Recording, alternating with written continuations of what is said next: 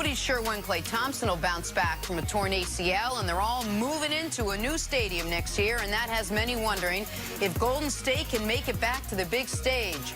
Steph Curry doesn't wonder. He says, quote, "We got championship DNA. We know that. We've got our core when Klay gets back." It's going to be an interesting year for sure all the way around. It's going to be challenging to really find that momentum early, but with the new arena, losing the finals, this summer's a different vibe. Keeps you locked in. Nick, are people sleeping on the Warriors as title contenders? Just last week, you made a top 7. Warriors were not in it. Yeah. We were all surprised. Listen, the idea that the Warriors are going to find themselves outside of the playoffs, I reject that. I think Steph's too good. I think Kerr's too good of a coach. I think Klay will be back at some point. But they're not finals contenders. They're not title contenders. So, I mean, if you're sleeping on them, you can stay asleep. Like, that's, they have a very limited ceiling. Cris is really keeps harping on what type of team are they going to be defensively. That's a real question. The fit with D'Angelo Russell, that's a real question. And who is Draymond Green? Is he the player we saw in moments in the postseason last year, or is he the player we saw the entirety of last regular season, which was a very good but no longer best in the league level defender while being a hindrance on your offense? And how much does that hinder the offense those first few months of the year when Klay isn't out there, and the whole year when KD's not out there, not even to mention the emotional side of Draymond, where Iggy's gone, Sean Livingston's gone, and Draymond's waiting for that next contract. So the Warriors will be a playoff team. They, I think, when Klay comes back, can be a dangerous first-round team. But this is not a championship team. When we talk about the litany of teams in the West, that 1 through 6 are elite basketball teams, to me, the Warriors are not on that list. And Steph is right to a certain degree. Steve Kerr, himself, Klay, who could be on the rack for at least half the season next year, and Draymond. Who else has got championship DNA? Looney? You're going to say just because he was out there on the court? No, to me, so that's the only people they have. Right. Like those backups and everything, they were afraid to play them. When they start getting those injuries, man, Steve Kerr wasn't like, oh, let me open up my bench. You know, this is what we do. We develop players. No, they haven't drafted well. They've developed any more players since Draymond got drafted, Steph got drafted, and Klay. Who else have they developed as a player? They have not, and it will hurt them this season. They're not a championship team. I think, Steph, did he mention that new arena twice in there? I think so. Oh, yeah, he's great. He's the best. I mean, he's the best face of a person. Oh, absolutely. Did I mention we got a new stadium? A new arena. Did I mention that? From Oakland to San Francisco. Oh, it's going to be a different vibe and everything. Oh, he's doing what he's got to do. But championship, no. And how do guys who have been competing for championships for the last 5 years, a team that went to more consecutive finals than any organization has since Russell Celtics, how do they respond when you are into February and March and it's very clear this isn't a championship level team? Like, that is the other element of it. We've talked about the Warriors having a second gear, the Warriors amping up for the postseason. Well, when you've had 5 straight 100-game seasons, right, whether you're a championship level team or not this year, the wear and tear is still on you for Draymond, for Steph. Klay's going to be out at the beginning. How does Draymond get himself as amped up as he needs to be when the games feel less meaningful this year than they have at any time since he's been a full-time starter with the whole specter of free agency? And are the Warriors even going to offer me a max contract hanging over it? There's no sense of confidence that D'Angelo will be able to keep, you know, sort of keep everything in play until Klay gets back. Then it's just Klay and Steph, and how powerful that duo is and how far they can take this team. Where D'Angelo Russell going to go then? He's making $27 million. You want him to play this big role, and then as soon as Klay, where are you going to put him on the court? Like, what are they going to do defensively? They're an awful small team.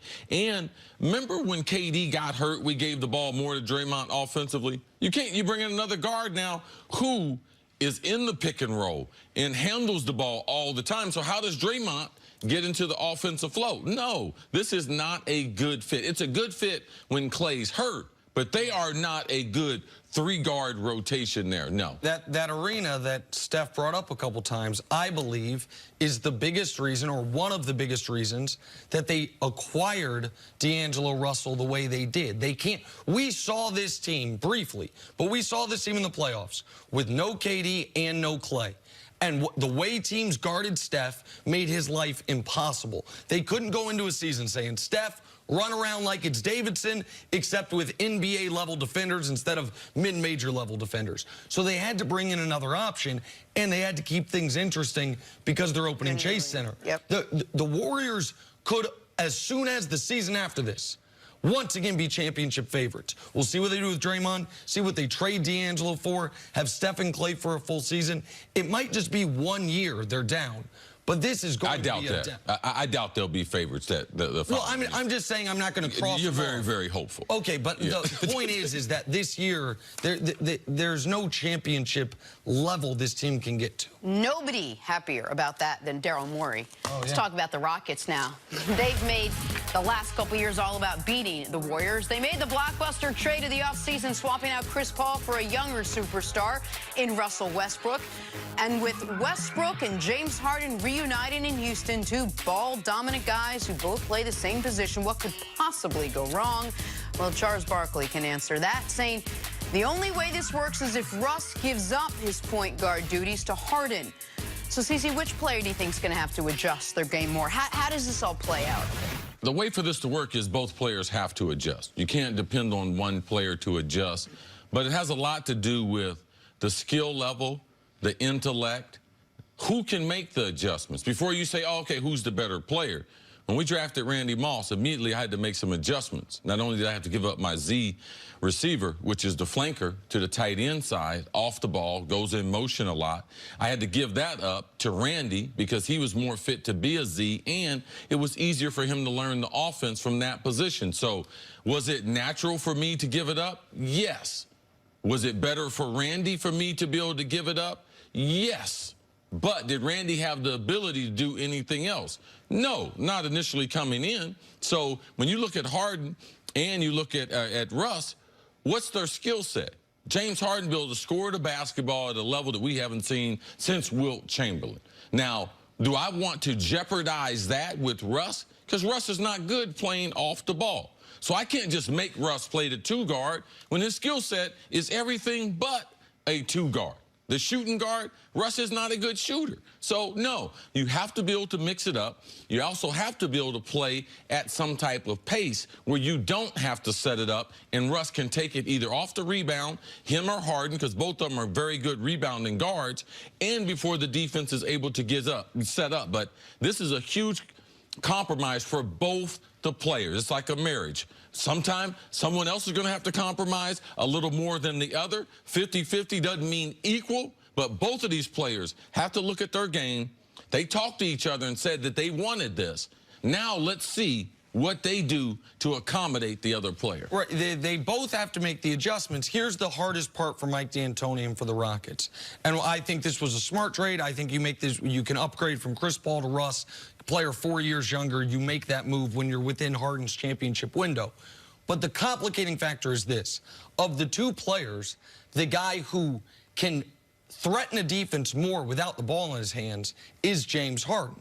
So that way you would actually be saying, Russ, keep the ball in your hands, not as much as he did in OKC, but more so than Chris Paul had it, because you still have to guard Harden if he doesn't have the ball in his hands, because he's such a threat to shoot. But Russ is obviously not as efficient as James Harden when James Harden has the ball in his hands. So what both these players must do is become better without the basketball. It's something, James, that I think frustrated Chris Paul last year. Neither one of them are great as far as movement without the ball. Correct. Going on the baseline, relocating, taking a guy down, running him off a back screen. They haven't done a bunch of it, but their skill set at that is not as high as the other things they do offensively. And the last few years, the way each of them, I believe, had justified it internally is when I have the ball in my hand, which is so much of the time I'm doing so much work. When I don't have the ball, that's my time to rest on the court. Well, this year, for both of them, they're going to have less workload as far as ball in their hand. So Russ is going to have to be hard cutting to the basket, back screening, what Cris is talking about. And James is going to have to be relocating for shots. If they do that, this can work. One of the things this helps the Rockets with is last year, what did we keep hearing Shaq and Chuck say on Inside the NBA and all about the Houston? Late in playoff games, when you just need a basket, they're still just shooting threes. When you just need some type of high percentage shot, they didn't have anyone other than Harden who could get to the rim. Russ can still get to the rim at an elite level. Russ, I think, should help them late in games as far as we don't need a three. What we need is the best basket we can find. But that it's going to take 46 minutes of them working together to get to that point. Two problems late in games. Russ is not very good from the free throw line. Teams, will he go to the bucket knowing that he can get fouled? We've seen that with other players, that they tend to stay away from the bucket. And if Russ, when he's on the point, Harden, as good of a shooter he is, he's not a good spot-up shooter. He almost dribbles the ball at least one time for every, so you don't need that as a two guard. So his skill set, even though it's good, he likes to dribble the basketball before he shoots it. So it's going to be something that's going to evolve as the season goes on, because this is not a natural fit for either one of these guards. So that's my question. How long does D'Antoni give this trying to make it work before he just says, okay, Harden, go do what you did for that 30-game stretch last year. We need wins heading into the playoffs. That won't work. And I don't, listen, they're assuming they're not as injured as they were last year, they're not going to need Harden to be a one-man show for as long of a stretch as they did last season. But you are not going to be able to marginalize Russ the way you did Chris Paul, which is why it does take both of these guys having a come-to-Jesus moment together of, man, we've both done everything in this league we ever could have imagined, except for win a title. And in fact, the last time either one of us were even in the finals was 7 years ago when we played together as kids in Oklahoma City. So figuring out the push and the pull there. We saw Russ, by the way, go from 24 shots per game the year before they got Paul George down to 20. Now, 20 is still the fourth most in basketball. But last year, Paul George actually took more shots per game than Russell Westbrook. It probably surprised people, but he did. Like, can both of those guys take 17 to 18 shots per game instead of both of Harden last year took 24 himself? Like, he led the league in that category. Can they both take a slightly lesser role? Because the other factor here is Eric Gordon didn't have a great relationship with Chris Paul, and I'm sure he's one of the people glad Chris Paul's gone. But Eric Gordon's also got to be thinking, like, man, how many plays a game is going to be run for me? 1? 2, like, you've got to make sure Eric Gordon, who is a very important third piece of this team, feels involved as well. So listen, this is a difficult adjustment for him. It's all everything's going to work out. I called her and everything. We're living together. We get married. Then your favorite workout outfit gets bleached, Jenna, when they wash the clothes, and you're like, oh, you know something, man, I was better off by myself. Okay, dude averaged 36 points last year. Didn't need no type of help. So there's going to be some times, like you said, oh, I can do this by myself, regardless of, oh, yeah, I called him this offseason, said I wanted to play with him. Yeah, bleach my outfit and see what happens. You and Danielle discuss bleaching your outfit. Is that one of the big fights in your household? Nick doesn't do laundry. You bleach my workout outfits. Come on. I don't have a workout outfit, and I don't do laundry. Coming up. He don't dress himself. Do the Lakers have enough around AD and LeBron to win a title? Still ahead. This show's called First Things First. Glad you're watching. I've worked too hard to think about those details, man.